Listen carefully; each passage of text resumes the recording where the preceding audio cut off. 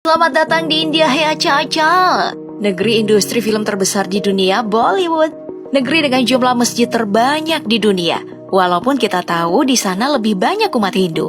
Dan tahun lalu, India berhasil merajai koleksi startup di Asia, seperti yang dilaporkan oleh digitalvisa.id. Kalau di Indonesia, cuma ada 2.206 startup. Di India, lebih banyak 3 kali lipat, yaitu 9.161 startup. Sebenarnya nggak heran, soalnya India emang masuk dalam 5 kota favorit perusahaan teknologi. Tepatnya di Gurgaon, India Utara. Yap, selain industri perfilman Bollywoodnya, India memang makin kesini makin bertumbuh pesat. Ada juga yang bilang, karena dijajah oleh Inggris, makanya India menjadi lebih maju. Tapi bukan berarti negara ini benar-benar terang benderang ya. India ternyata juga memiliki sisi gelap.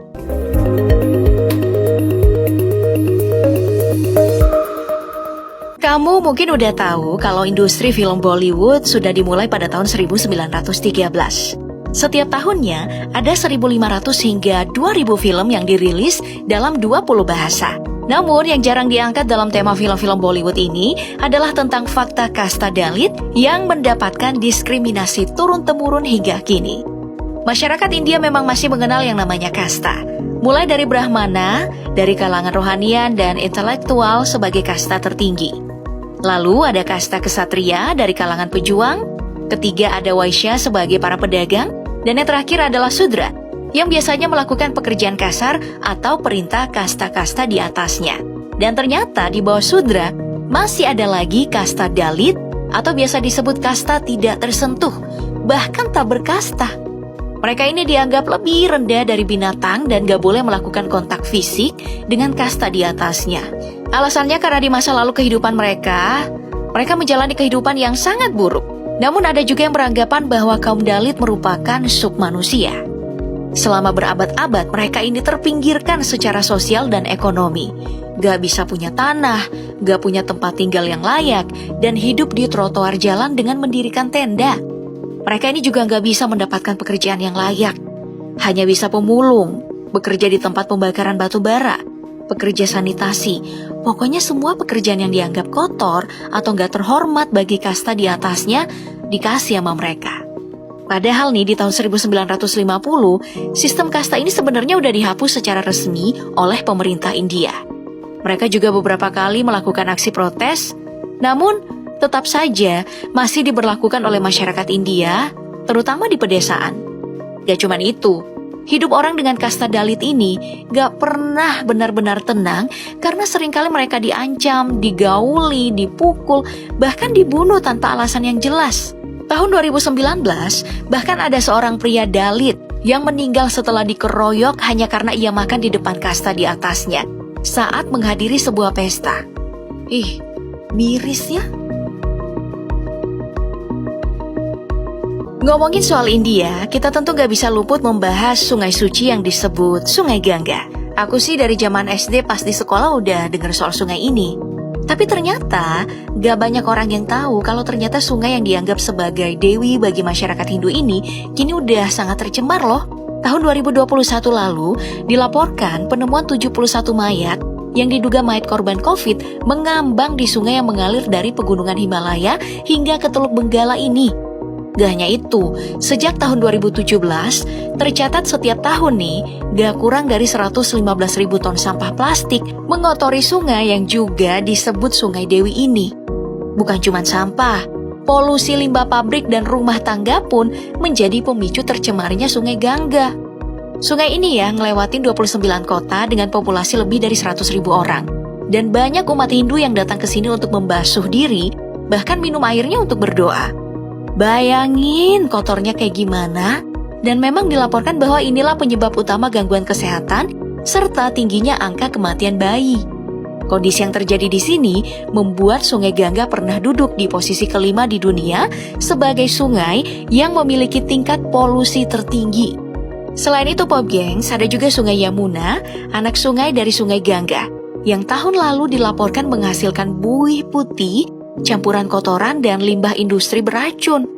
Lebih kacaunya lagi, busa beracun itu muncul bertepatan dengan berlangsungnya Chhat Puja yakni sebuah festival Hindu yang didedikasikan untuk Dewa Matahari, Dewa Surya.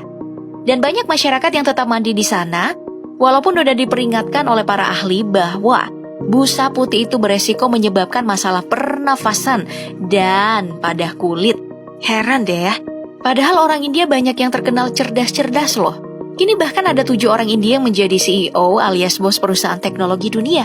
Menurut laporan Pew Research, bahkan menunjukkan 77,5% imigran India di Amerika Serikat ini memiliki pendidikan tertinggi dibandingkan negara lain. Tapi kok masih banyak juga kelakuan orang India yang seakan gak percaya sama ilmu pengetahuan? Terus nih, India kan terkenal sebagai penghasil rempah-rempah terbesar di dunia nih.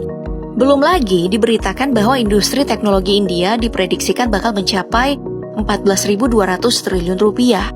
Mestinya saat ini ya, India menjadi salah satu negara yang kaya dong. Sayangnya, kondisi ekonomi di sana masih belum rata.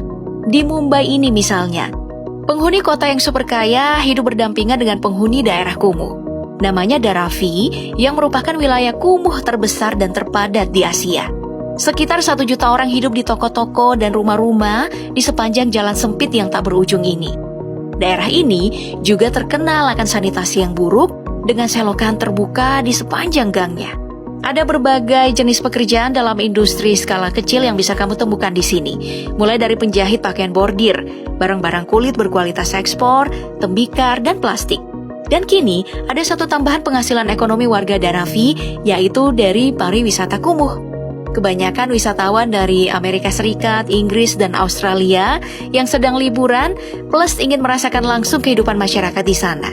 Bahkan, acara tur di pemukiman kumuh Dharavi baru-baru ini dijuluki sebagai pengalaman wisata favorit di India yang mengalahkan Taj Mahal. Ada-ada aja ya.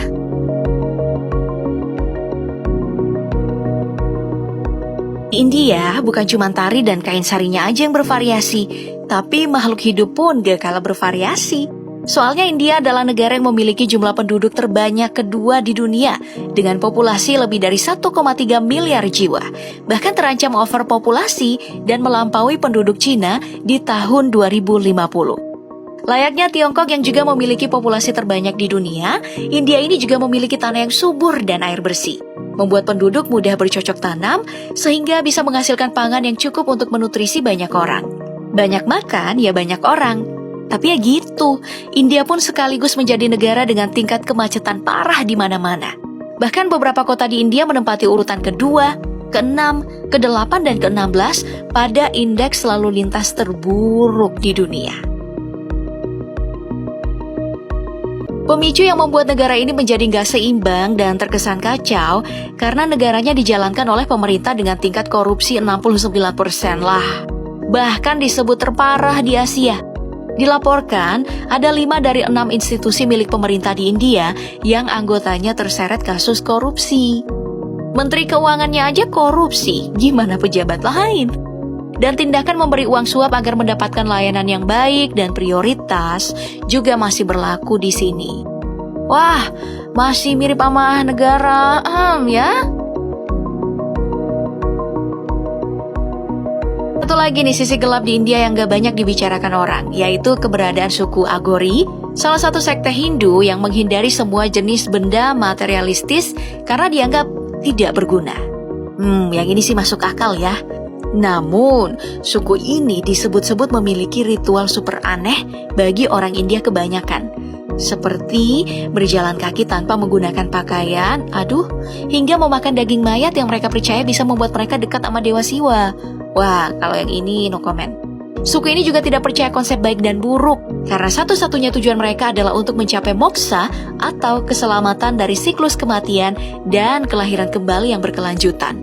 Mereka menganggap tubuh ini hanya kumpulan daging dan darah yang tidak layak mendapatkan kenyamanan fisik dan hanya sebagai media saja. Wah, bener-bener aneh ya.